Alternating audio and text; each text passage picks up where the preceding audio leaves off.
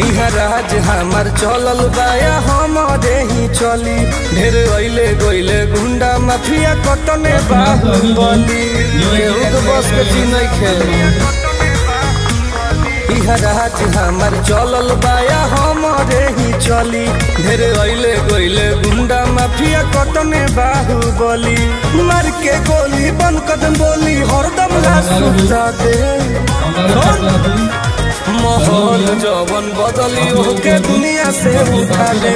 माहौल जवन बदली ओके दुनिया से उठा दे।